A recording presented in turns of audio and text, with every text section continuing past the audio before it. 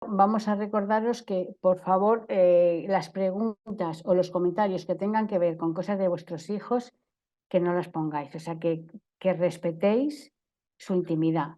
Pensad si a ellos les gustaría o no que estuvierais diciendo algo de ellos en voz alta. Se pueden hacer preguntas a nivel general, pero no dar detalles particulares de cada uno de vuestros hijos o hijas, ¿no? Contaos que esta charla no la habíamos pensado, pero surgió porque en una de las últimas charlas Flavia me hizo una pregunta sobre el expediente adoptivo y yo contesté, me dejé llevar por la pasión y en ese momento, pensando en la propia historia de Flavia, que luego nos comentará, yo creo que la respuesta no era una respuesta generalizada, sino una respuesta a lo que ella estaba, a su situación, que yo tenía en mi cabeza. Y por eso pensamos que sería adecuado poder aclarar todas estas dudas que a veces se genera, dónde tiene que estar el expediente adoptivo, a quién le pertenece, a quién no le pertenece, ¿no? Bueno, está claro que el expediente adoptivo le pertenece a los chavales, que son sus dueños. Ya veremos cómo se puede gestionar. Y explicar que el que ellos dispongan de su expediente tiene mucho que ver con la formación de su identidad. O sea, la búsqueda de orígenes es algo que va a empezar desde que entra en contacto con su familia adoptiva, desde todos los datos que tiene hasta toda su vida. Entonces, en ese expediente va a haber muchas cosas que son del chaval y que el niño necesita saber. A lo mejor al principio no es necesario que lo tenga todo, pero sí que él sepa que eso está en un lugar privilegiado en su habitación, donde nadie tenga acceso, él sí, y que en cualquier momento pueda acceder a él.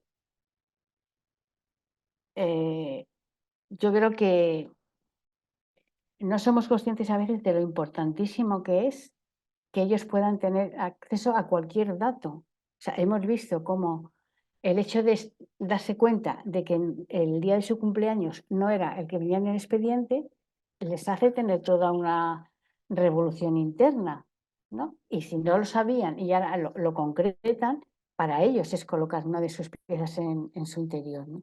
Entonces, todo lo que podamos hacer para poder fomentar esta identidad, pues vamos a intentar hacerlo de la mejor manera posible, ¿no?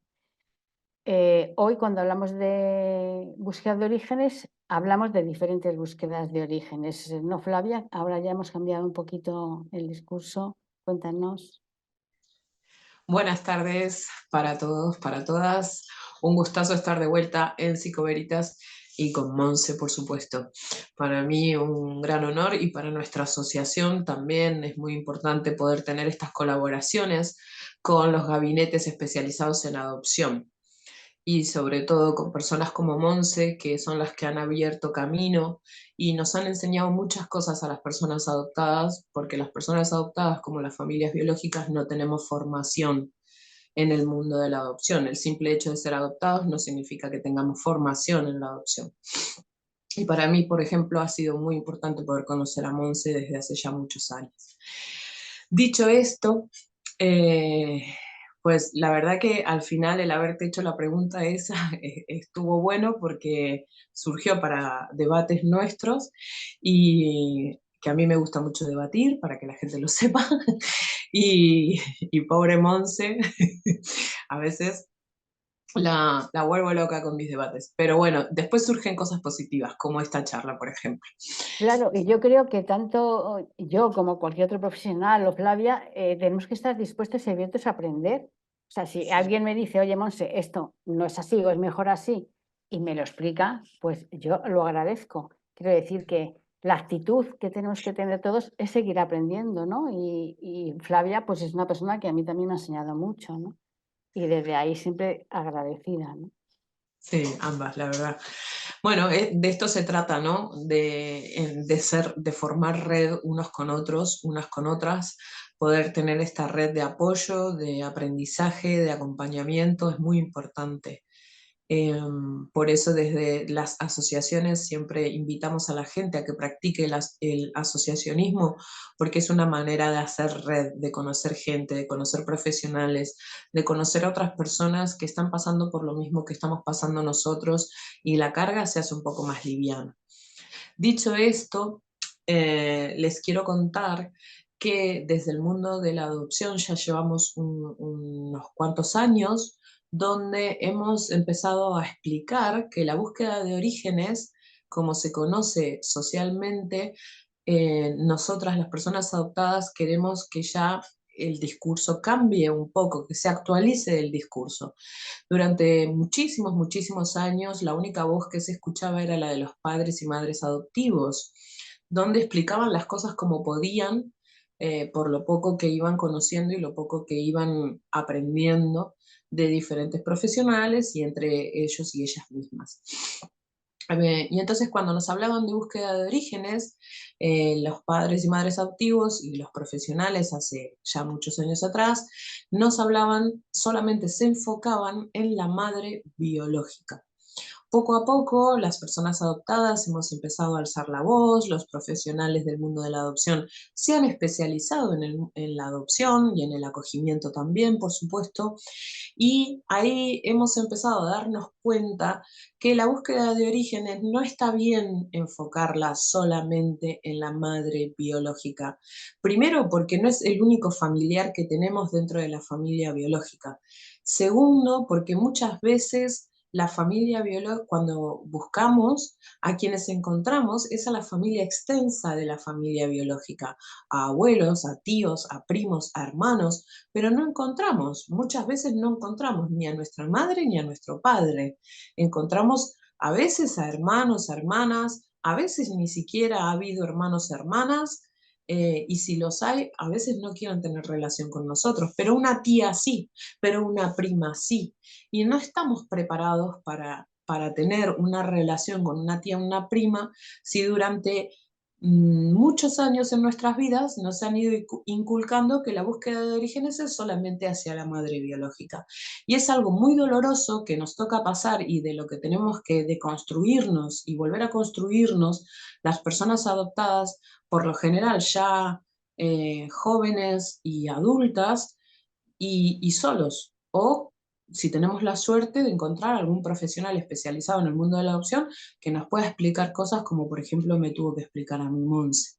Entonces, para que esto no suceda y deje de suceder a las personas adoptadas, eh, ahora el mensaje es que existen tres tipos de búsqueda de orígenes.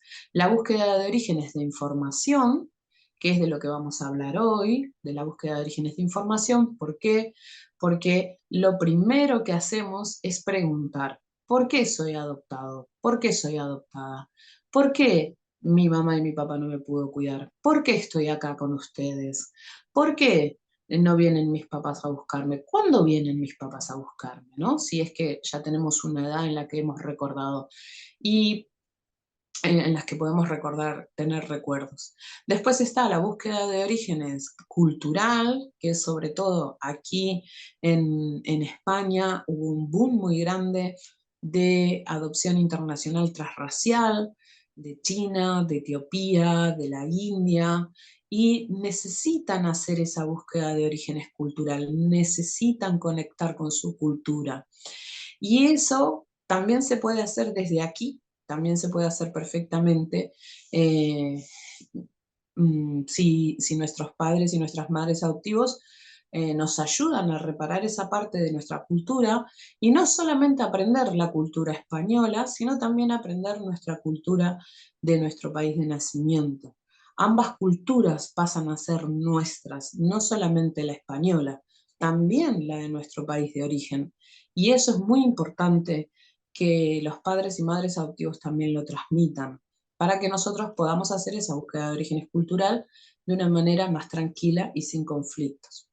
Y después está la búsqueda de orígenes de personas, que es esta en la que nos enfocamos. Miren cómo ya cambiamos el discurso, ya no decimos a la madre biológica, al padre biológico, sino que decimos búsqueda de orígenes de personas. ¿Por qué? Porque estamos buscando a diferentes personas y no sabemos a quién nos vamos a encontrar.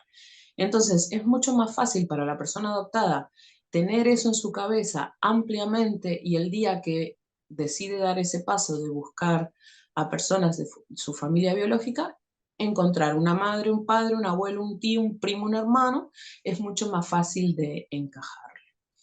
Claro, Y y ahí también señalar un poco que en esto que estamos hablando del expediente, En este expediente, sobre todo, vamos a encontrar algunos datos de nombres, de sitios, de lugares, no mucho más, pero lo suficiente para que dé paso a poder hablar sobre eso, a hacer esas preguntas, porque cuando un niño es chiquitito, cuando se les adopta de pequeños, lo primero, yo estuve en tu tripa. Entonces, Claro. ahí es donde hay que empezar, ¿no? Y otra serie de cosas. ¿Y cómo se llamaba mi mamá? Pues si está ahí, se le puede decir, no pasa nada porque sepa el nombre de la mamá. O lo que hablaba Flavia de la cultura.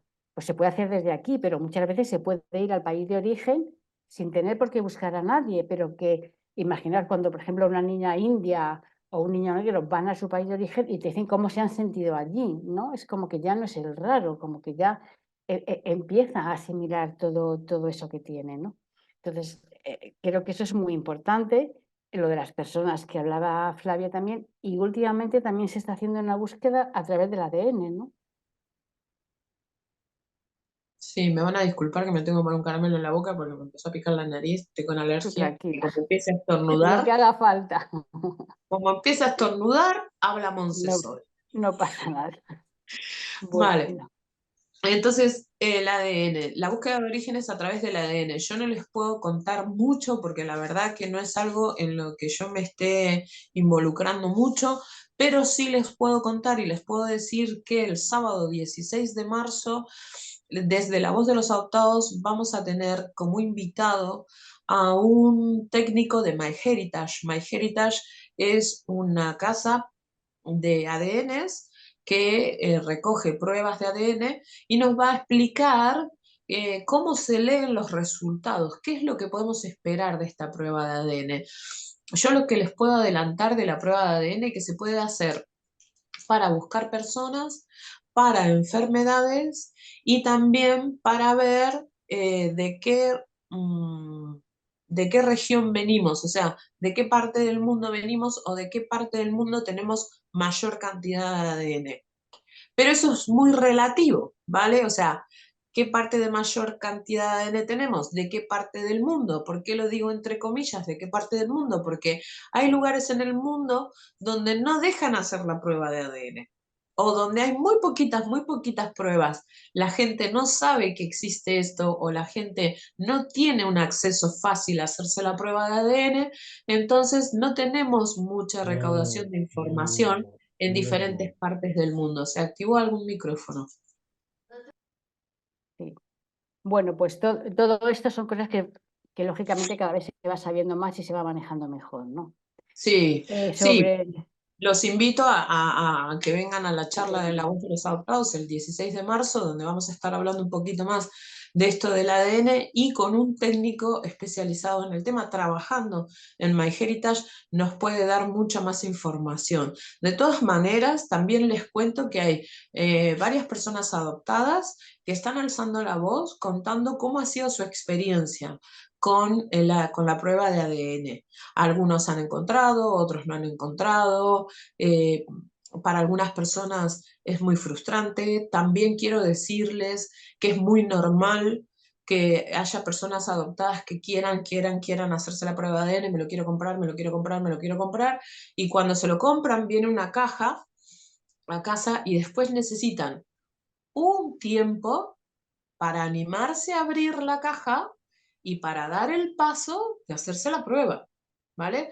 Todo es un proceso, así como es un proceso la búsqueda de orígenes de información, donde vamos leyendo, como dijo Monse, diferentes cosas que vamos a ir encontrando en nuestro expediente y lo vamos a ir acomodando con las semanas, pues con la búsqueda de orígenes de ADN pasa exactamente lo mismo. Poco a poco todo es un proceso y nos hemos encontrado, por ejemplo, padres y madres adoptivos diciendo, madre mía, me volvió loca para que comprárselo del ADN y ahí está en una caja 3 semanas ya. Sí, y pueden pasar 3 semanas más y puede pasar hasta un año, hasta que se anime y dé ese paso y pueda hacer el proceso en su cabeza de hacer esa prueba de ADN. Es totalmente normal, ¿vale? normal. Bueno, vamos a seguir con el expediente. Ahora Flavia nos contará cómo fue su búsqueda, pero antes deciros que, a ver, hasta ahora y todavía hay muchas personas que creen que el expediente es de los padres y el expediente es de los hijos. Marta Isabel tiene el micrófono activado. Marta Isabel López Giraldo. Por favor, ciérralo. Entonces, el expediente tiene que ser de los chavales. Hasta ahora lo que se hacía es, los padres lo guardaban y muchas veces lo guardaban muchísimos años sin que los hijos tuvieran acceso a ellos. Y bueno, cuando tú quieras ya lo vemos. Pero cuando tú quieras ya lo vemos, lo que hemos visto en la experiencia es que hay muchísimas personas, chavales pequeños, como le pasó a Flavia, que cuando sus padres salen por la puerta se ponen a leer todo y se encuentran cosas pues muy desagradables. Entonces, si conseguimos que él sepa que eso es suyo, por supuesto se le da una copia. En un primer momento, dependiendo de la edad, pondremos aquellas hojas de su expediente que el niño tiene la capacidad para asimilar. No vamos a poner barbaridades, que las barbaridades habrá que decírselas después también, pero igual que cualquier otra cosa, hay que irse dosificando. Pero él sí sabe que a lo mejor está en casa y le apetece verlo. Y cada vez que lo vea, va a ver una cosa diferente. Va a asimilar el mismo dato de una forma diferente. Le va a impactar de una forma diferente. Y no es igual cuando lo mira con 9 años que cuando con 12, que con 20. Entonces, todo eso son aspectos que le van a ir enriqueciendo. Y os decimos a los padres, de verdad que sí, que quieren saber. O sea, que habrá alguno, pues que lógicamente desde sus resistencias psicológicas con todo su derecho, todavía no está capacitado ni siquiera para reconocer que es adoptado. Y lo estamos viendo en personas adultas, que no se han enterado desde lo emocional, o sea, cabeza, cuerpo y corazón, del proceso de adopción porque no han podido enfrentarse a eso. Pero eso es una cosa que por supuesto hay que respetar, pero la otra es que ellos puedan tener acceso siempre que quieran. No imaginaos, pues en esta adolescencia que tienen, que se van a reeditar todos los vínculos de los primeros años, pues ahí pueden encontrar cosas, les pueden calmar o les pueden enfadar o les pueden hacer pensar, pero se les está transmitiendo que esto es tuyo y tienes derecho a hacer lo que quieras con ellos, a entenderlo, a preguntar, ¿no? Y que sepan que es algo importante. Y yo creo que ahí ponemos el primer ladrillo, ¿no? Para que ellos vayan construyendo. Flavia nos va a contar su experiencia y a partir de aquí yo creo que vamos a entender muchas de esas cosas que estamos diciendo. Flavia. Sí, cuando yo les digo que la búsqueda de información se ve muy rápido y empezamos a preguntar muy rápido, desde muy pequeñitos, empezamos a hacer la búsqueda de información. En mi caso, a mí me adoptaron con 4 años, en aquel entonces, yo nací en el año 79, estuve con mi familia biológica 1 año y medio y luego estuve en el orfanato hasta los casi 4 años, que fue cuando llegué a mi familia definitiva. Y a mi madre en aquel entonces le recomendaron hablar con una psicóloga porque mi historia era muy fuerte. Entonces, ¿cómo se le explica esto a una nena de 4 años, no? Entonces, claro, bueno, la psicóloga en aquel entonces, estoy hablando hace muchos años atrás, en aquel entonces la psicóloga le dijo a mi madre que yo no iba a preguntar hasta los 18 años, más o menos. Así que se quedara tranquila. Y que en el caso de que yo preguntara dentro de unos años, tal vez con 10, 12 años, pues que me dijera que mi madre y mi padre se habían ido al cielo. Cuestión que yo a la semana o poco más de una semana, pregunté, ¿cuándo van a venir mis papás a buscarme? Claro, mi mamá se quedó, pobrecita, helada, petrificada se quedó. Y hay una característica que tenemos las personas adoptadas que pocos padres adoptivos y madres adoptivas son capaces de reconocer, que nosotros tenemos una facilidad muy, muy grande de poder hacer lecturas del lenguaje corporal. Lo leemos muy rápido, lo aprendemos muy rápido y sabemos rápidamente a través del lenguaje corporal cuando digo algo o pregunto algo, cómo le cae a mi mamá, cómo le cae a mi papá. Si eso le pone nerviosa, y si le pone nerviosa, ¿qué genera en una persona pequeña? Pues genera que creamos que le estamos haciendo daño a nuestra mamá, que le estamos haciendo daño a nuestro papá. Entonces, si el lenguaje corporal se repite muchas veces de que es tenso y es negativo y que se ponen muy nerviosos, pues dejamos de preguntar. Que El no otro día quiere... nos decía una niña, dice, yo me di cuenta que cuando mi mamá miente, porque mueve los ojos de una determinada manera. Entonces, Claro, lo que dice Flavia, lo pillan, vamos, se dan cuenta perfectamente, ¿no? somos especialistas en leer lenguaje corporal, es alucinante.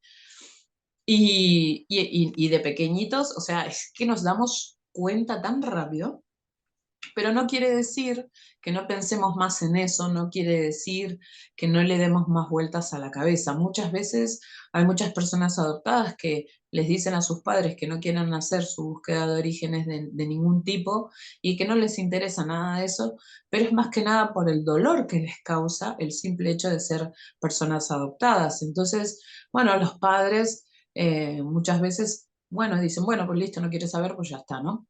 Tampoco es cuestión de estar insistiendo constantemente, pero ustedes también tienen que aprender a hacer esa lectura del lenguaje corporal. Cuestión que yo le digo a mi mamá esto, mi mamá se pone muy tensa y me dice, pues tu madre y tu padre se fueron al cielo y ahora te has quedado con nosotros. Bueno, cuestión que yo volví a preguntar un par de veces más, cada vez el lenguaje corporal de mi madre era más tenso, así que dejé de preguntar. Claro, Pero pero ¿qué fijaos pasó que cuando cuando llegué a un los niño 30 pregunta, años? eso es. Sí, Llego a sí, los bueno, 30 años, ¿no? Y le pregunto a Monse, ¿qué era eso que me estaba diciendo mi mamá? claro, ella con la edad que tiene de mujer adulta, todavía no había entendido lo que significaba irse al cielo. ¿Qué significa esto? Que a esa niña pequeña que fue, nadie le explicó lo que significaba que era morirse o estar en el cielo.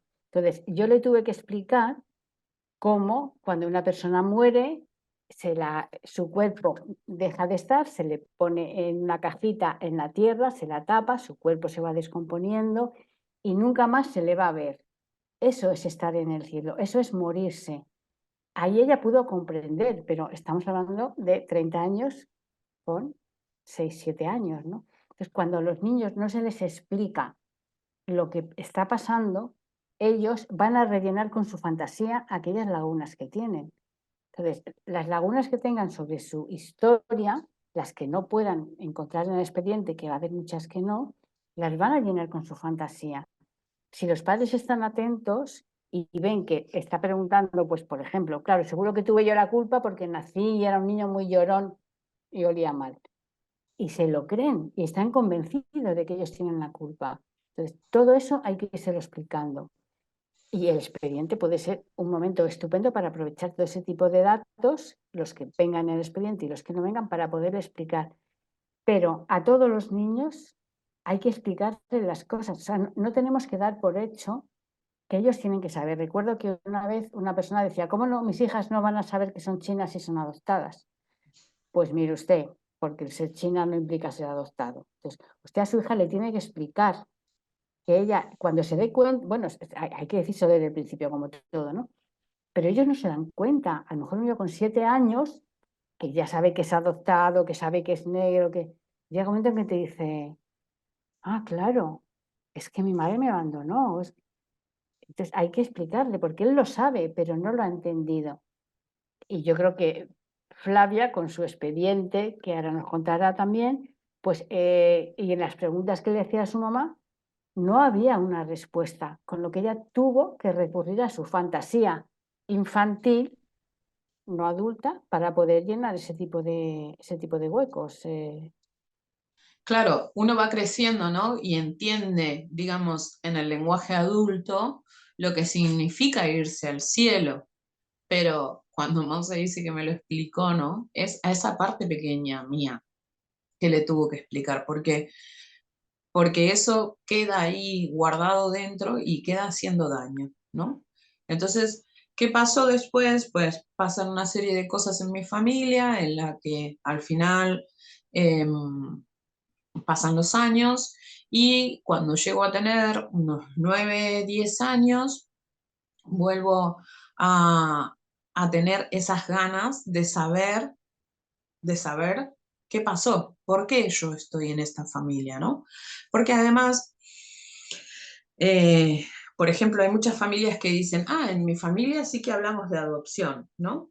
Sí, claro, en mi familia también se hablaba de adopción, en mi familia se decía abiertamente que yo era la hija adoptiva y delante mío, sin ningún problema, íbamos al médico y al médico mi mamá le explicaba, no, que Flavia es adoptada, yo no sé, antecedentes médicos, y yo escuchaba, claro, sí, yo soy adoptada, y a mí me preguntaban, y no, yo soy adoptada sin ningún problema, entre comillas, sin ningún problema. ¿Por qué? Porque se hablaba de adopción desde la parte adulta. A mí no se me preguntaba qué pensaba yo de la adopción, qué creía que era la adopción, qué entendía yo por la adopción. No, a mí nunca se me preguntó. Entonces, sí, en mi casa se hablaba de adopción desde el punto de vista adultocentrista, porque se centraba solamente en las personas adultas lo que entendían de adopción. Entonces, Y bueno, aparte, no solamente explicar aquello que ellos no saben, sino aquellos que les hemos explicado, tenemos que comprobar que lo han entendido. Pues, no, pues fíjate que tu mamá estaba en otro país y vino, y entonces les tenemos que preguntar, ¿qué es lo que has entendido? ¿Cómo ha sido? Porque si no, a lo mejor no lo han entendido y van a seguir fantaseando y van a seguir rellenando esos huecos con cosas que no son la realidad. claro. Entonces, ¿qué pasa? Que llega un momento en que yo quiero saber más y empiezo a buscar papeles donde encuentre yo mi nombre. Fue una idea que se me ocurrió.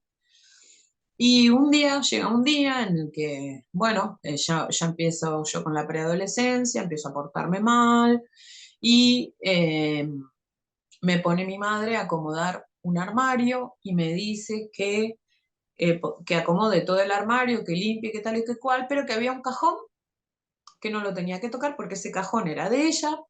Y mucho ojo porque sé perfectamente cómo tengo los papeles puestos. Y ya me dijo la palabra clave para mí, ¿no? Papeles. Hay papeles. Y no quiere que los vea. Vale. Así que esperé a que se durmiera, escuchando atentamente ahí en la escalera, mientras yo limpiaba el armario. Y cuando ya escuché que se había dormido, pues el cajoncito lo agarré por mi cuenta, lo saqué entero, me senté en el suelo y fui sacando papel por papel, acomodándolo de manera tal que yo después lo guardara y quedara tal cual en el cajón. Entonces encontré mi expediente y encontré por qué me habían dado en adopción. Y acá pasa algo muy particular que fue muy interesante cuando estábamos preparando la charla con Monse, ¿no? Porque acá yo les voy a contar algo y después les voy a preguntar para que después con Monse les expliquemos, ¿no? Pero a mí me pasó algo que es muy interesante. Acá está lo interesante. Que yo leo los papeles míos y 9, 10 años, ¿vale? Y entonces leo que a Flavia la dieron en adopción, la adoptó fulanito de tal, menganita de cual, porque sus padres biológicos, fulanito de tal y menganita de cual, nombres, que era lo que yo quería saber, nombres también, cómo se llamaba mi madre biológica, cómo se llamaba mi padre biológico. Bueno, y leo, eh, porque fulanita de tal mató con arma no sé qué, no sé cuánto a fulanito de tal. Mi madre mató a mi padre.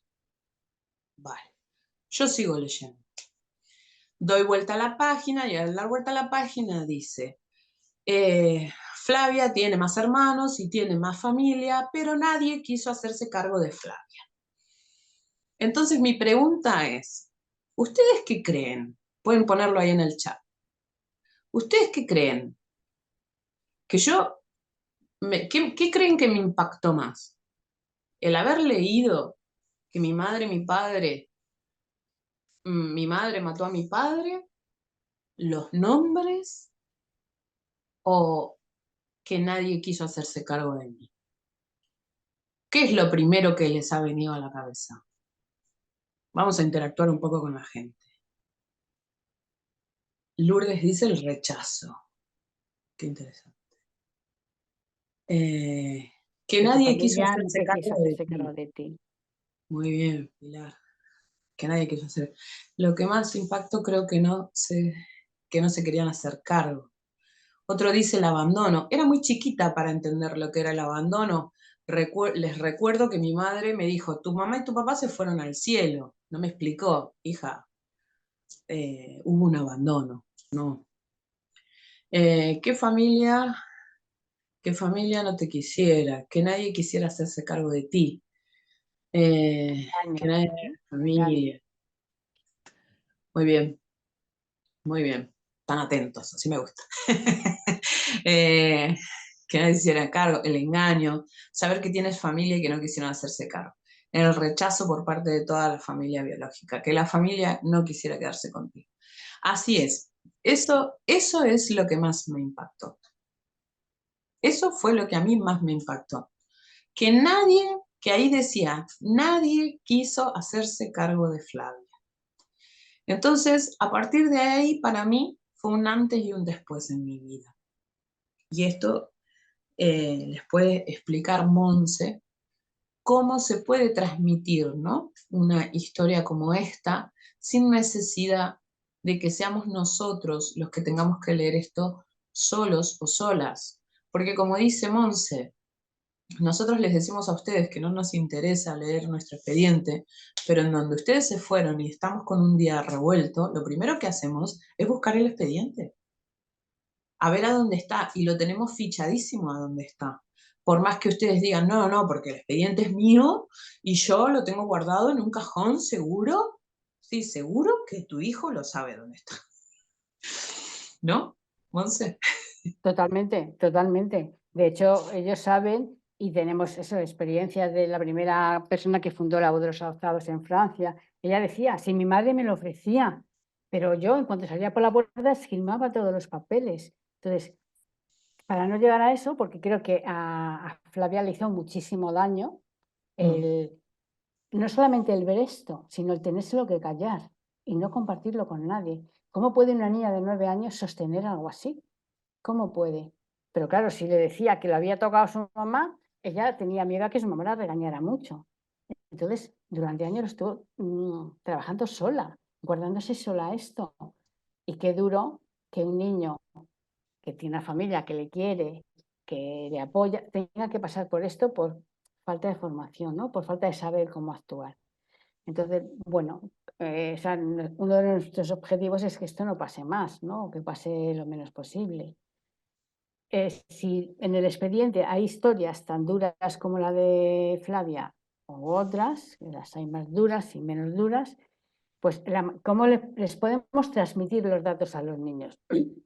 Voy a hablar desde un caso en general y luego uno concreto, ¿no? Como es el suyo. Tendremos que tener un lenguaje adecuado al nivel del nivel educativo del niño, educativo cognitivo, ¿no? Y repito, siempre mostrando aquello para lo que pueda estar preparado o para digerir. Ir de lo más general a lo más concreto, ¿no? Cuando los niños hayan entendido alguna pregunta, alguna cuestión, ya irán afilando un poquito más, ¿no? Y la respuesta tendrá que ser más afilada. Por supuesto, mostrar respeto por las personas implicadas en la historia. Esté escrito lo que esté escrito. Son su familia.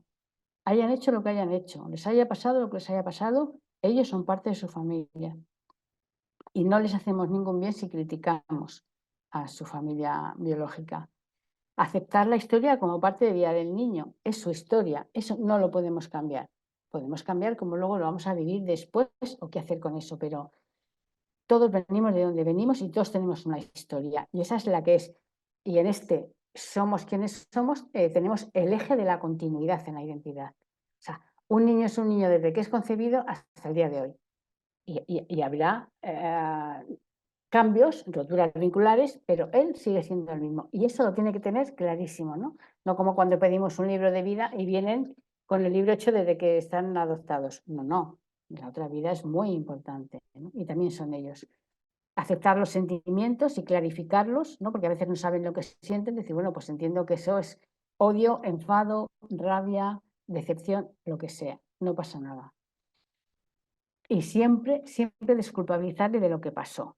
¿no? Porque los niños, al ser autorreferenciales, como decía Flavia, piensan que todo es culpa suya, ¿no? Si hoy ha llovido mucho es porque yo no me he comido el puré y mi papá ha tenido un accidente con el coche. Cosas así. Entonces, hay que ir de lo más general a lo más particular.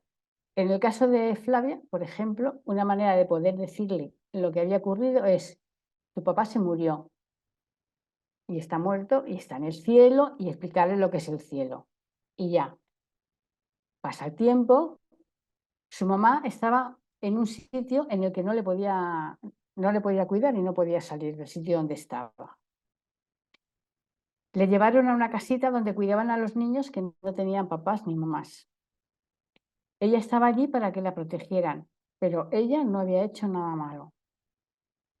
Su mamá estaba en la cárcel. Estoy hablando de un proceso de años, ¿eh? Hizo mucho daño a su papá. Debía tener un problema de salud mental porque le mató. Por eso se quedó sin papás. Su papá se murió y su mamá se fue a la cárcel. Su familia no pudo quedarse con ella, no pudo cuidarla. Y ya aquí entendemos que tiene alguna edad, pues se le pueden dar ciertas explicaciones que uno que pueda entender. No se sabe cuáles fueron las razones por las que no lo hicieron, o si se saben, se le explican, ¿no? Entonces, muchas veces a la hora de transmitir este tipo de cosas cometemos muchos errores, ¿no? Hablar tarde, mal y con miedo. Y lo que decía Flavia, los niños te ven y saben si eso que estás tratando a ti te da miedo, te da ansiedad, no lo quieres compartir. Es como con vuestra pareja, la ves entrar por la puerta y tú ya sabes cómo viene. Pues esto es igual, el niño te mira y ya sabe. Y los niños no quieren molestar a sus papás. Mentir cuando no se sabe qué decir, ¿no?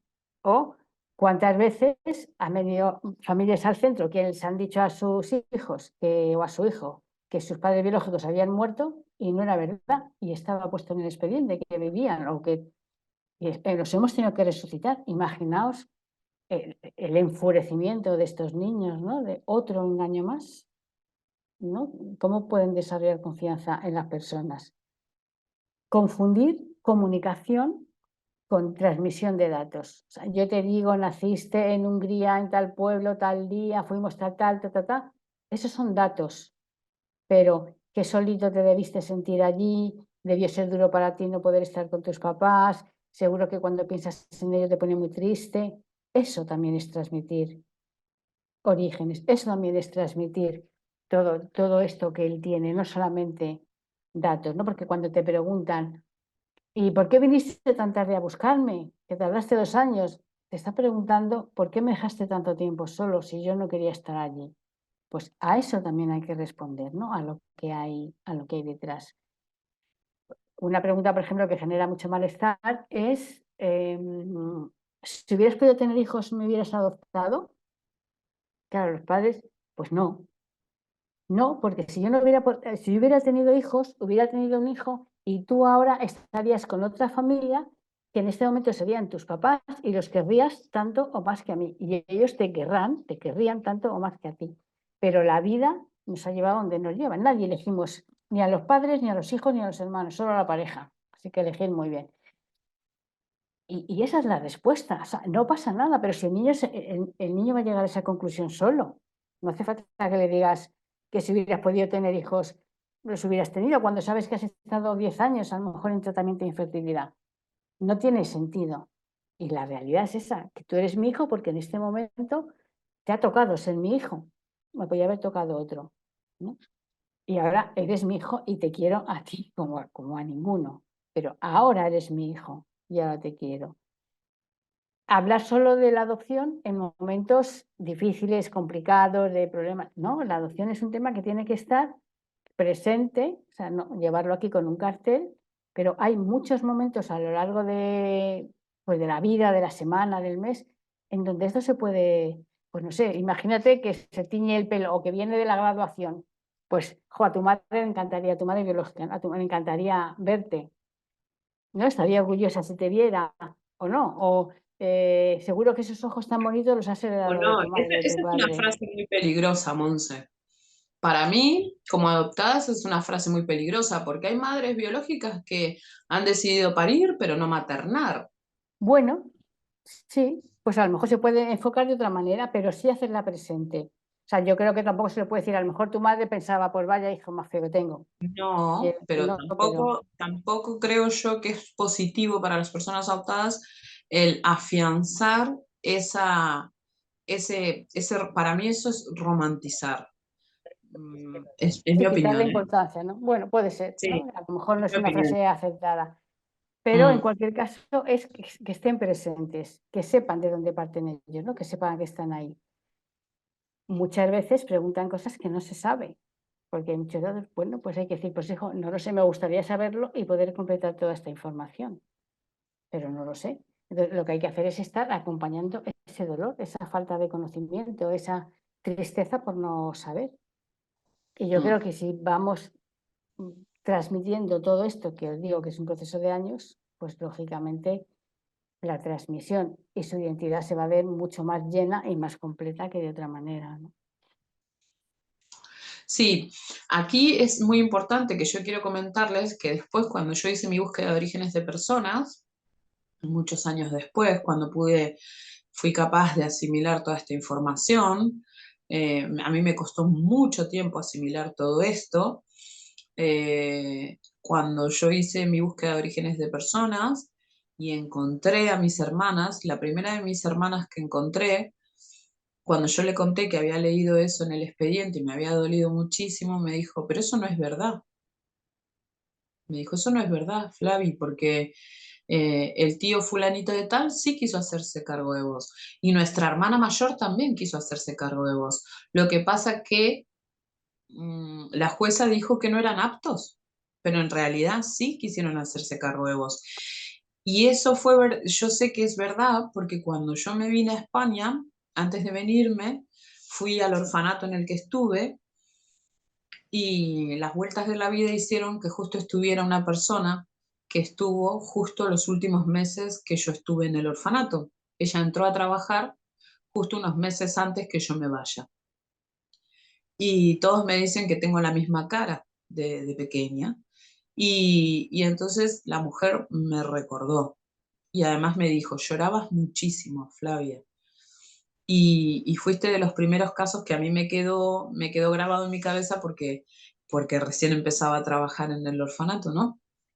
Y entonces me ayudó ella, me mostró un montón de papeles, me sacó expedientes que había ahí súper antiguos y ella me dijo, mira, acá tenían permiso para venir a visitarte dos familiares tuyos, una hermana que se ve que era una hermana mayor tuya, dice, y un tío tuyo. Tenían permiso para sacarte fines de semana. Y también tenías otras hermanas en otros centros que vinieron a visitarte varias veces con los acompañantes adultos, ¿no? Entonces, claro, cuando mi hermana mayor me dice todo, una de mis hermanas mayores me cuenta todo esto, eh, ellas me decían, ¿no? Yo les seguía diciendo, me acuerdo que pasaron un par de años, yo les seguía diciendo, no, porque a mí lo que más me dolió fue esto. Y entonces ella me decía, pero ya te dije que sí hubo gente que se quiso quedar con vos, ¿no? Era como que pretendían que contándomelo ya está, ya se me pasara. Pero fueron muchos años de sentir ese vacío, de sentir ese dolor, de haber creído en lo que decían los papeles. Por eso yo siempre digo que no hay que creer todo lo que dicen los papeles.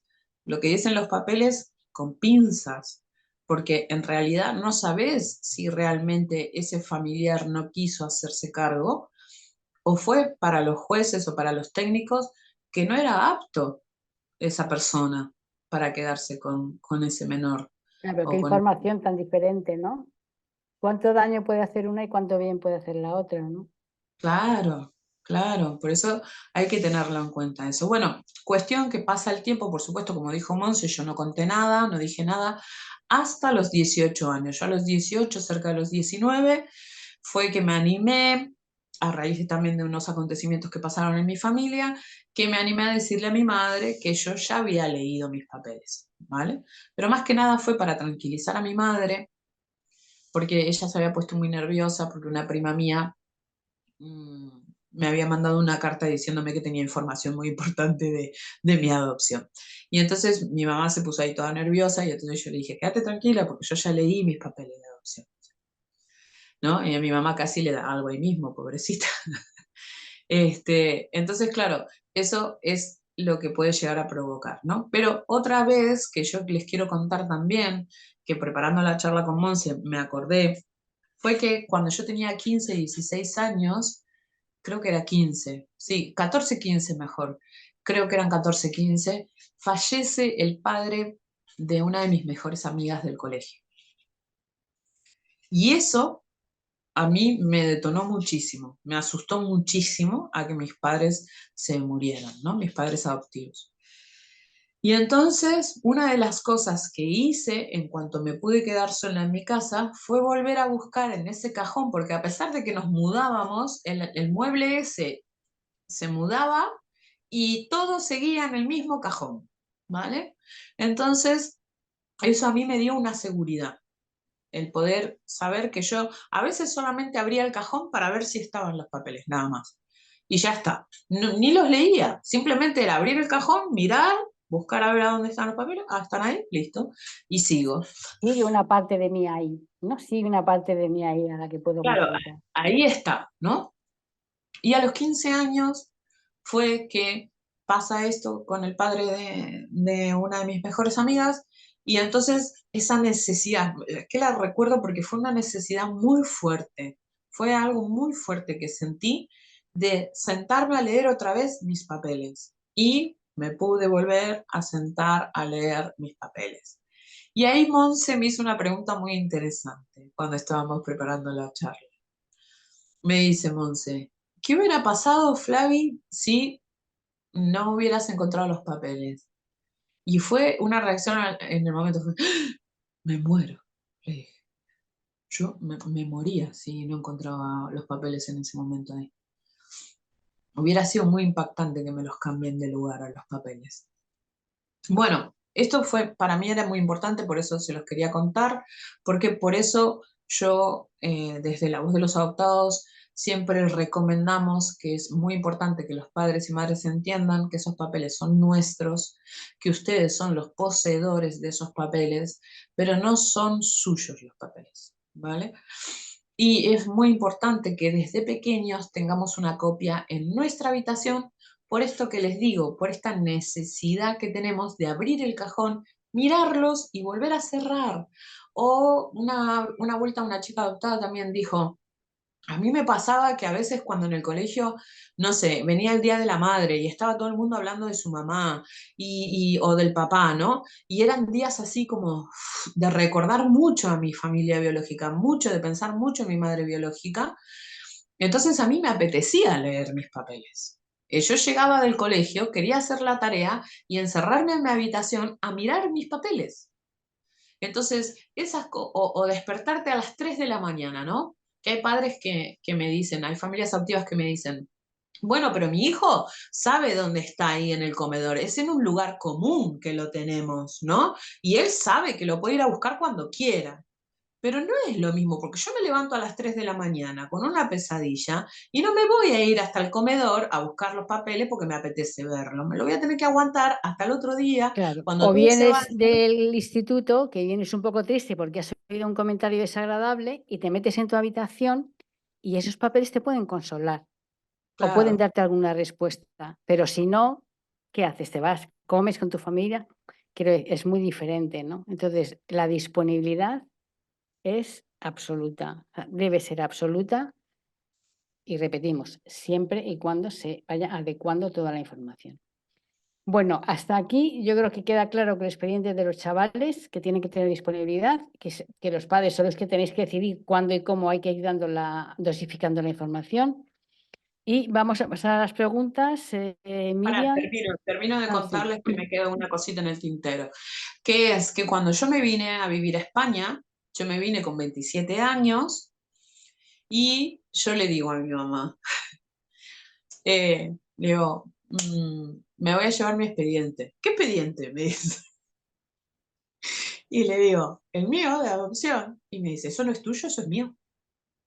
Ah, bueno, le dije, está bien. No le dije más nada. Obviamente, ¿qué hice? Pues, donde se dio vuelta, Me agarré el expediente, me lo llevé a la esquina, me hice una fotocopia, me hice como 3 o 4 fotocopias y me traje un montón de copias y también le revisé bien toda esa carpeta que algunas hojas las tenía por duplicado y me traje la otra parte, que le dejé una a ella y la otra me la traje. Entonces, eso quería contarlo para que sepan que bueno, que a veces les decimos, ah, vale, está bien, pero después hacemos lo que nosotros sentimos. Eso Entonces, es importante. para mí fue muy gratificante poder encontrar a personas adoptadas a lo largo de mi vida, después aquí en España y sobre todo en la asociación, y ver que todas sentíamos lo mismo. Por eso el mensaje es este desde la asociación. Ese expediente es nuestro. Pero también es importante que ustedes nos lo cuiden hasta que nosotras, las personas adoptadas, seamos capaces de entender la importancia que tiene ese expediente. E inclusive con personas adultas de más de 20 años, porque he conocido personas con más de 20 años que me han dicho, pues cuando tenía 25 le dije a mi mamá, ah, pues eso por mí rompelo, cuando me fui a vivir sola. Mi madre me hizo caso, lo rompió, yo hoy quiero buscar y no tengo dónde buscar porque no tengo mi expediente. Y solo era una hoja. Entonces, ¿no? Ahí el adulto es el que tiene que ser el consciente de estas cosas y hasta qué punto son poseedores y hasta qué punto hacernos caso o no hacernos caso lo que les decimos, ¿no? Por eso siempre es importante tener varias copias, porque nos puede apetecer romper el expediente algún día de rabia, ¿no? Ahora Totalmente, ya está. totalmente. Bueno, algunas veces han venido a la consulta con el expediente en la mochila lleno de grasa, con el bocadillo de chorizo, y se lo traen con ellos, ¿no? Bueno, bueno, Miriam, cuando quieras. Vale, antes de leer las preguntas, os recuerdo que os he dejado en el chat toda la información. El curso online sobre intervención en población adoptiva, que será impartido por Monse y serán 6 sábados a partir del 28 de septiembre. Y el retiro vivencial para padres y madres, que son 3 días en julio. También el tríptico de formaciones, el próximo webinar, que es de mindfulness y técnicas para calmar la ansiedad, el 22 de marzo, el grupo para padres adoptivos y bueno, pues como os comentamos al inicio, todos aquellos que os habéis inscrito en la charla y que estéis interesados, se os ofrecerá un cupón de descuento de un 15% para el curso sobre intervención adoptiva. Y el cupón lo vais a encontrar en el boletín que se os va a enviar por correo y tendrá una validez de una semana, es decir, hasta el 1 de marzo a las 23:59. ¿Vale? Y ahora sí pasamos a las preguntas. Os recordamos que no deis datos de vuestros hijos, que sean, si hay algún dato así, no leeremos la pregunta. ¿Es bueno propiciar esta conversación cuando el niño sabe que es adoptado pero nunca pregunta sobre el por qué? Por supuesto. El que no pregunte ya nos está indicando que algo está fallando. O sea, los niños preguntan, porque está en su naturaleza. Pero si él pregunta, seguro que ha preguntado, pero si a lo mejor eso ha visto un gestito de crispación o de tal o de esto no gusta, dejan de preguntar. Pero son los padres los que tienen que estar ahí. Y si no pregunta, pues de vez en cuando decir, oye, pues y no te interesa saber, pues si yo estuviera en tu lugar, a mí me gustaría o tendría curiosidad. Pero por supuesto que hay que propiciarlo y respetarlos, pero hay que propiciarlo, por supuesto. Vale, otra, si en el expediente no hay datos, ni nombres ni nada, solo se limita a datos médicos, debemos darle posibilidades de posibles opciones, nos inventamos entre todos una historia y nos quedamos con esa y es la que le repetiremos.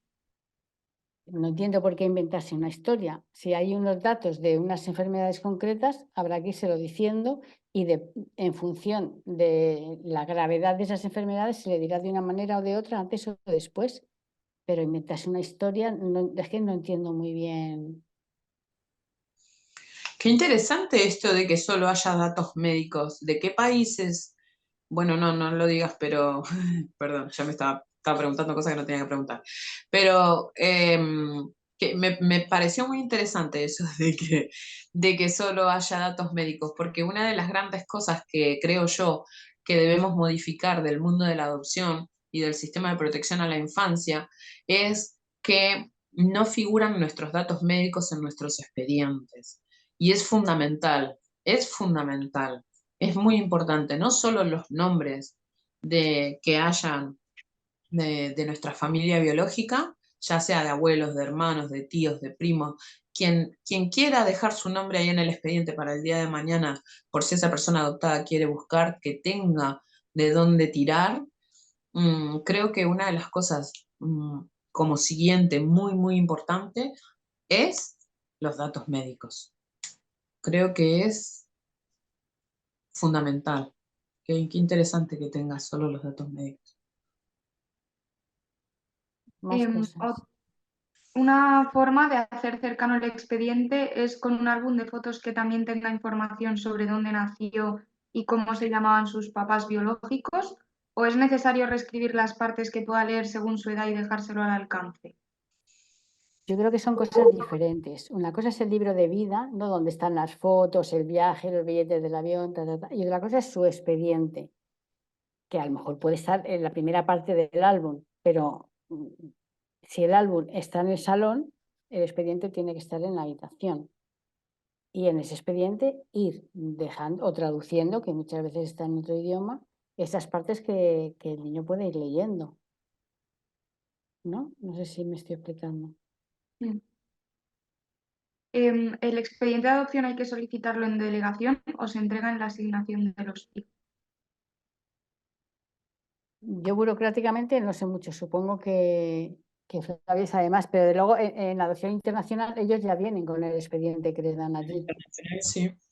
Y en nacional te dan una parte a la familia adoptiva, no todo, sino como una parte, como un pequeño resumen, y después queda el expediente completo, supuestamente, en el registro civil. Y esa parte, el expediente completo, solo tiene derecho a retirar eso la persona adoptada. Y A además partir de los 18. a partir de los 18 años, y además, por lo menos a mí, me hicieron ir con una hoja de un abogado de oficio donde certificara quién soy yo y que soy yo la persona adoptada que lo está solicitando. Y cuando hice eso, me lo dieron en el momento. Sin embargo, por ejemplo, el certificado de nacimiento de mi padre tardaron 8 días en entregárselo en el mismo registro civil.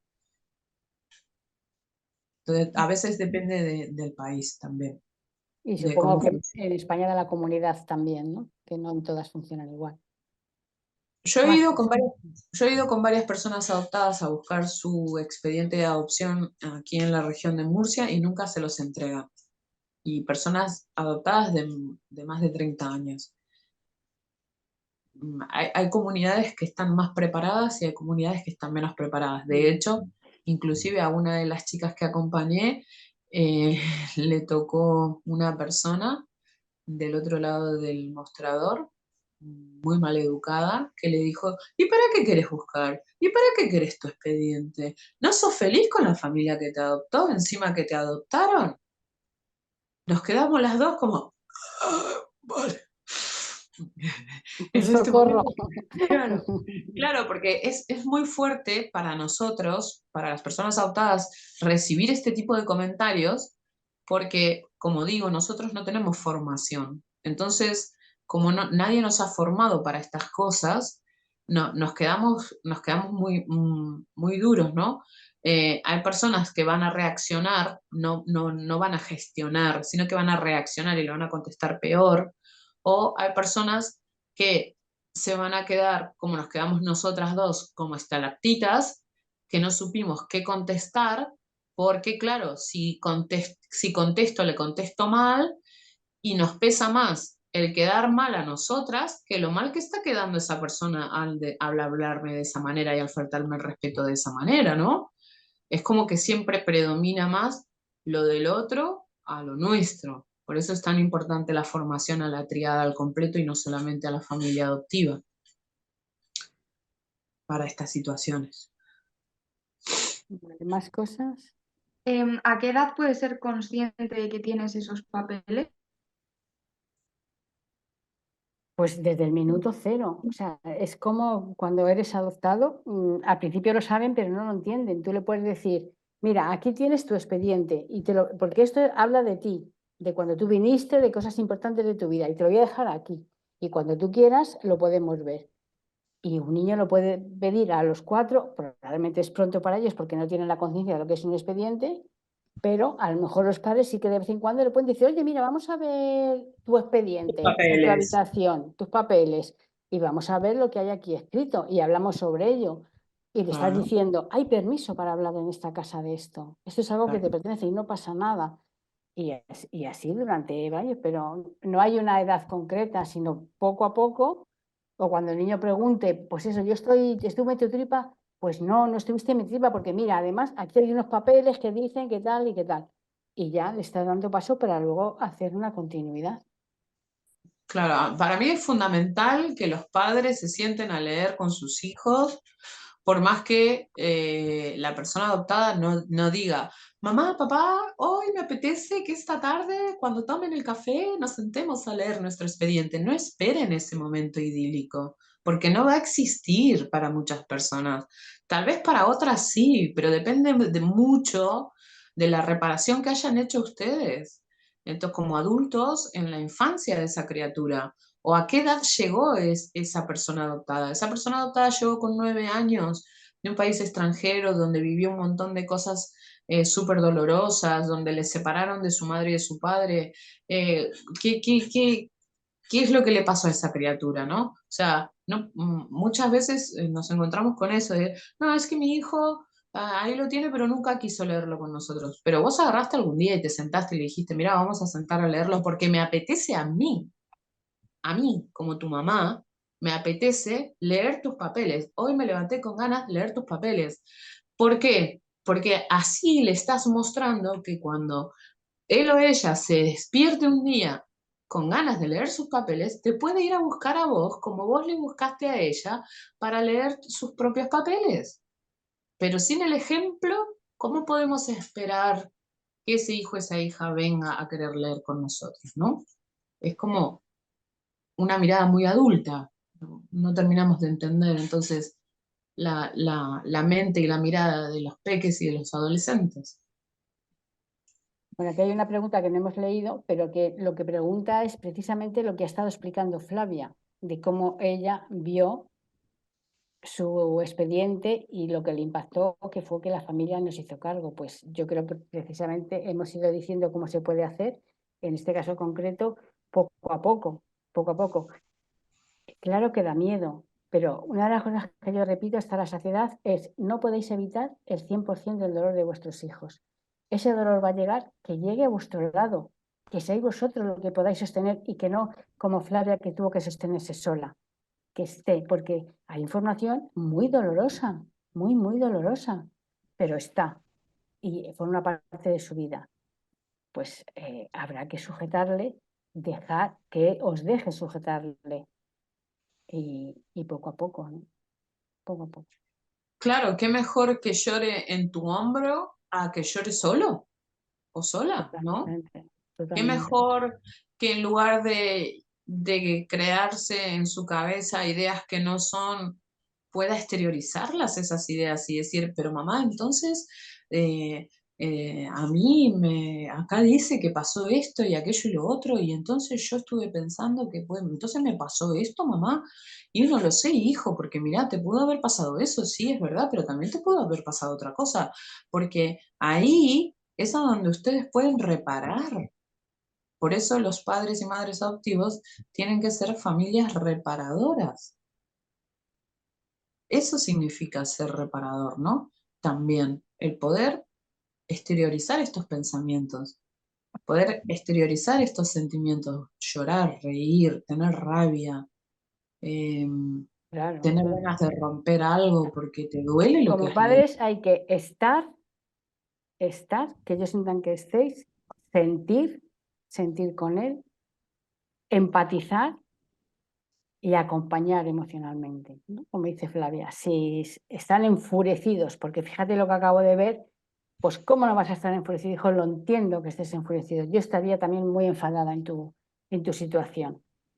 y que grite, que rompa el papel, y luego ya se podrá ir recolocando todo eso. Pero si no, ¿cuál es la alternativa? Pues me lo trago yo solito. Claro, y hay que también tener mucho cuidado, como le decía yo a Monse, hay que tener cuidado con no romantizar tampoco a la figura de la madre biológica, porque, por ejemplo, claro, cuando yo hablé con mi madre por primera vez de este tema, me decía mi madre, porque vaya a saber, pobre mujer, lo que habrá tenido que vivir. A mí me generó un rechazo eso, me generó tanto rechazo que me hablara de pobre mujer, de mi madre biológica, que yo no supe por qué después hasta adulta, cuando pude encontrarla, hablar con ella, ¿no? Tener una relación, por mínima o mayor que sea, no importa. Hayas hablado una vez, dos veces, chateado una vez, dos veces, ya es tener una conversación con esa persona, ¿no? Entonces, ya poder entender por qué en aquel entonces a mí me generaba rechazo. Hay muchas personas adoptadas a las que sus padres y madres adoptivos le dicen, ay, ¿no? Lo que decía Monse, seguramente tu madre estaría encantada de verte, recibirte. No, no lo sabemos si estaría encantada o no estaría encantada, porque eso es lo que a veces nos puede generar un rechazo. Nosotros no sabemos qué significa ese rechazo. Y es muy feo sentir eso, porque ¿cómo haces para decirle a tu madre, "Mm, pero mamá, a mí me revuelve el estómago que me digas que capaz que ella estaría orgullosa de mí"? Porque nos vamos a sentir juzgados, Claro, porque sí. ¿cómo voy a Ni hay, pensar ni eso? hay que ni hay que idealizar o romantizar, como dice Flavia, y no hay que idealizar, ni hay que deteriorar. O sea, hay que intentar ser lo más neutral y respetuoso posible, independientemente de lo que se diga, porque a lo mejor el chaval está echando espumarajos por la boca contra su madre biológica, pero eso no da permiso para que su madre le diga, sí, sí, es que fíjate, no, hay que estar sujetando eso. Porque imaginaos que dices que mi madre es una mala persona, bla, bla, bla. Y dice, pues sí, la verdad es que tu madre es una mala persona. Eso le duele, porque está hablando de él, de una parte de él. Entonces, ni muy por arriba, ni muy por abajo, ¿no? Lo que se sepa, se sabe, y lo que no, pues el dolor de la ignorancia de no saber qué pasó, ¿no? Claro, para mí es muy importante que las familias adoptivas se formen en cómo explicar, ¿no? Que acudan a una persona como Monse, que les puede explicar, según el expediente de cada uno, ¿no? La historia de vida de cada uno, cómo se le puede ir explicando a ese niño, a esa niña, a ese adolescente, eh, su expediente, porque claro, hay personas que dicen, bueno, no sé, vieron 4 charlas y 2 personas dijeron, ah, no, si la madre biológica se drogaba, vos tenés que decir que estaba enfermita. Bueno, depende hasta qué edad decir eso, ¿no? Porque, repito, los niños y las niñas se toman estas cosas literal. Entonces, mañana te ven a vos enferma y entran en pánico, ¿no, Monse? Sí, Eso claro. A ver, pasa. las cosas hay que explicarlas, ¿no? O sea, si tu madre ha sido una toxicómana, pues habrá que irle diciendo primero, con lo que decíamos antes, de lo general, estaba enferma, a lo particular, tenían problemas con las drogas. Pero no, pobrecita, que era una enferma, no te podía cuidar, ni vaya con tu madre, fíjate lo que hacía y no te cuidaba, ¿no? Entonces, en ese sentido, los datos lo más asépticos posible. Yo creo que uno de los mayores problemas que a día de hoy todavía vemos es que, sin llegar al expediente ni todas estas cosas, es la competencia inconsciente que hay entre madre biológica y madre adoptiva. Hay muchas madres adoptivas que todavía les cuesta mucho y todavía tienen mucho miedo a que la madre biológica les quite un puesto o les quite cariño o les quite o inconscientemente ella pudo tener hijos, yo no. Bueno, quiero decir que ahí hay que hacer un trabajo personal para poder digerir esto, que no es fácil. Pero si no hay competencia, o sea, si la madre, es como cuando te dicen, que no es mi madre, dice, bueno, hijo, tú dime lo que quieras, aquí tu madre soy yo y punto. Ahí no hay duda. Ahora, si dices, no, no, es que me ha dicho eso, entonces, ¿cómo que te ha dicho eso? Tú eres su madre y si tú dudas delante de él, lo que le estás haciendo ver es que no lo tienes tan claro. Entonces, tú eres su madre y la madre biológica tiene un papel muy importante, pero distinto. Y no hay competencia, no hay competencia.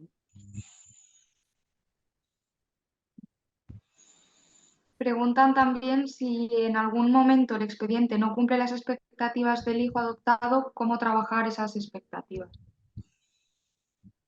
¿Y Bueno, yo creo que es lo que hemos cómo sido, sabes qué expectativas tiene? claro. O sea, si tu hijo te está diciendo, no, es que mi madre seguro que era una artista de cine y me ha dado una adopción porque no podía estar conmigo, pues ahí los padres ya tienen que ir bajándole esas expectativas, diciendo, no sabemos lo que pasó, pero Bueno, para mí eso no son expectativas, eso son fantasías. Yo lo he bueno, hablado, sí, lo pero hemos con un hablado niño mucho pequeño, un niño más pequeño, ese tipo de fantasías las tienen. Y Claro, pero después, si es una expectativa de una persona más mayor, pues habrá que ver que tiene que ver con la realidad. Pero entendemos que al ser ya más mayor, ha habido o debería haber habido un proceso en donde se van bajando las expectativas o las fantasías, como queramos. Todavía hay sí, gente mayor con una yo creo que esas fantasía. son fantasías. Muchas personas adoptadas tenemos fantasías. De hecho, inclusive habiendo leído el expediente, fantaseamos. Porque también es, no sé, lo comento y me río porque me acuerdo de muchas charlas con personas adoptadas, con grupos de personas adoptadas, en las que nos hemos compartido nuestras fantasías, ¿no? Por ejemplo, yo, aunque había leído que mi madre estaba en la cárcel, mi fantasía era que yo iba a poder encontrarla en cualquier momento, que yo solamente tenía que ir y recorrer las cárceles y ya está, ¿no? Y no es así, no es tan fácil. Y después yo me enteré de grande que los cambian de cárceles, o sea, que puede estar hoy en esta región y mañana está en la otra punta del país. Entonces, no era tan fácil como agarrar y ir a la cárcel Claro, del pero pueblo por y eso encontrarla. también por supuesto que esas expectativas hay que bajarlas, pero yo os decía antes, hay que ver qué han entendido. A lo mejor a Flavia Claro, no le preguntaron, ¿qué significa para ti que tu madre esté en la cárcel? ¿No? Pues que un día puedo ir a verla y otro día va a venir a una cárcel. No, claro, entonces, era si re fácil sabemos lo para que hay en su cabeza, podemos bajarlo un poco a la realidad, lógicamente, ¿no? Porque yo estoy segura que muchos tienen fantasías sabiendo que es una fantasía. Y supongo que sí, expectativas se refieren con eso, ¿no? Expectativas, fantasías. A ver, una cosa es que uno tenga una fantasía que ya se sale mucho de la realidad, entonces ya estamos claro. hablando de un problema, pero como dice Flavia, muchos tienen el expediente y saben que a lo mejor su madre murió y te dicen que no pueden evitar esperar que cada día llame a la puerta viniendo a buscarles, por ¿Y si ejemplo, se ¿no? equivocaron? Y la que estaba muerta no era mi madre. O sea, es que podemos tener un montón de Sus fantasías. deseos, ¿no? Entonces, eso hay que trabajarlo como deseos no cumplidos, ¿no? Claro. Y está fenomenal poder trabajarlo, ¿no? Sí, sí, sí, sí. Eso es. Y sería ideal también que en un futuro también se le dé formación a las familias biológicas para que sepan lo importante que es dejar información en el expediente, ¿no? Y sobre todo la información médica. Eso es fundamental. La información médica es fundamental. Sí, yo no sé cómo eso no se hace por protocolo, porque la verdad es que tiene mucho sentido, ¿no? Sí. Sí, yo no sé cómo a día de hoy Pero bueno, sigue se van sin. ganando pasitos, se van ganando pasitos poco a poco. Había alguien que estaba preguntando ahí, ¿y si en el expediente no dice nada? ¿Y si en el expediente no dice nada? Hay que aceptar que en el expediente no dice nada. ¿Por qué no Claro. dice nada? Pues eso ya fíjate según el país donde hayas adoptado. Pregunta si querés, cuando estés ahí, pregunta, ¿por qué en el expediente de mi hijo no figura dónde lo encontraron, qué fue lo que pasó con su familia biológica? Y si mi hijo el día de mañana quiere buscar, en el momento en que estás ahí, en ese país, es donde tenés que preguntar, ¿por qué? ¿No? Porque por algo es que no figura nada en el expediente. Después nos hemos encontrado grandes sorpresas en diferentes países que supuestamente era todo muy legal. Entonces, ahí hay que, yo creo que en ese momento las personas adultas son las que tienen que investigar, que preguntar, aprovechar ese momento. Y si al final no conseguiste nada y te volvés con el expediente vacío, pues aceptar que el expediente viene vacío, a tratar de apuntar todo, siempre todo lo que te acuerdes, dónde lo fuiste a buscar, de qué te estuvieron hablando cuando hablaste con los técnicos, con las técnicas, todo, tratar de recordarlo todo, tenerlo todo apuntado para el día de mañana. Bueno, mira, en el expediente no figura nada, pero yo me apunté todo esto cuando te fuimos a buscar, cómo era tu orfanato por si algún día te lo tiraban, por cuando el día que vayas vos no esté más, qué sé yo, un montón de información que se puede ir recabando y guardando para un futuro. Y sobre todo aceptar, no hay información, pues aceptar que no hay información, ¿no? Claro, Creo que es duro, es muy duro, pero esa es la realidad, ¿no? esa es la realidad. Hay un Bueno, montón de... pues hemos llegado al final de la charla. Miriam, no sé si quieres añadir algo. Flavia, añadir algo. Bueno, estaba leyendo porque hay un montón de preguntas que la gente está... Hay otra pregunta aquí que dice que a qué edad creéis que es positivo que se lleve a cabo la búsqueda de origen. Depende. Que si la adopción abierta podría ser positivo en algunos casos. En algunos casos, yo creo que todo depende. O sea, antes, por ejemplo, se hablaba de que la búsqueda de orígenes, hablo de personas que no se puede hacer o del país hasta que pasada la adolescencia, y sin embargo la realidad es que hay muchos chavales que han ido a su país, han conocido a alguna familia biológica con 9 o 10 años y han venido cambiados para mejor. Entonces, depende. O sea, yo creo que ahí tienes que ver cómo está tu hijo o tu hija y decidir si es buen momento. Yo creo que un niño cuando lo pide con tanta insistencia, es porque lo necesita saber. Y no creo que eso sea malo, ¿no? Sí. Con respecto a lo de la adopción abierta, yo he estado en muchas charlas con abogados, con gente que se dedica a escribir las nuevas leyes y les digo, la adopción que conocemos a día de hoy desaparece. O sea, España va camino a la adopción abierta y al acogimiento. El acogimiento permanente y la adopción abierta. Salvo algunos casos en los que peligra la vida de ese menor o de esa menor, en las que va a ser necesaria una adopción cerrada. Pero si no, vamos camino a la adopción abierta. De hecho, ya se implementa la adopción abierta aquí en España en muchos casos. Lo que pasa que hay que ver qué fantasía tenemos nosotros con respecto a la adopción abierta, que eso ya da para otra charla, que eso también es muy interesante. Es Sí, muy sí, interesante sí. eso. Bueno, nada, sí, cerramos. Pues nada, lo dejamos aquí. Muchísimas gracias por haber estado. Seguiremos pensando en charlas que puedan ser, alguna ya tenemos pensada para el año Sí, que viene. Y sí. bueno, y también os podéis hacer sugerencias, ¿eh? Decir, oye, ¿por qué no habláis de esto? Y bueno, si se puede, lo preparamos, Lo organizamos, sí. ¿no? Bueno, para mí un gustazo, como siempre, estar en tu casa, Monse, haciendo una charlita, siempre muy interesante. Gracias a todas las personas que se han conectado, que han compartido y que han querido estar un ratito acá con nosotras. Muchísimas gracias una vez más. Gracias a todos. Chao. Adiós. Chao. Fin de...